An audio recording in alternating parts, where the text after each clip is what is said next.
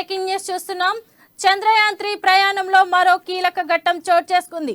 18 రోజులుగా భూకక్షలో పరిభ్రమిస్తున్న చంద్రయాన్-3 ఇవాళ చంద్రుడి దిశగా ప్రయాణం ప్రారంభించింది. ఇస్రో శాస్త్రవేత్తలు విజయవంతంగా ఈ వ్యోమ నౌకను ట్రాన్స్లూనార్ కక్షలోకి ప్రవేశపెట్టారు.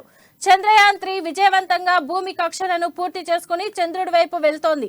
బెంగళూరులోని ISRO telemetry tracking command networking లో పేరిజీ ఫైరింగ్ దశ పూర్తయింది. దీన్ని విజయవంతంగా ట్రాన్స్లూనార్ ఆర్బిట్ లో ప్రవేశపెట్టాము.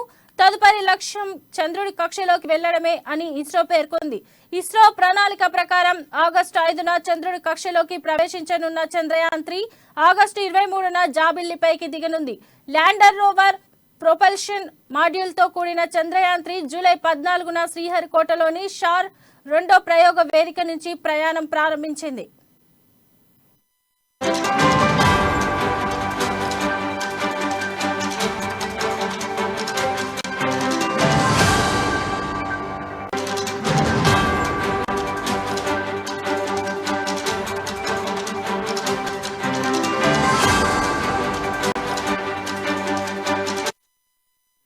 చంద్రయాన్-3 ప్రయాణంలో మరో కీలక ఘట్టం చోటు చేసుకుంది. 18 రోజులుగా భూకక్షలో పరిభ్రమిస్తున్న చంద్రయాన్-3 ఇవాళ చంద్రుడి దిశగా ప్రయాణం ప్రారంభించింది.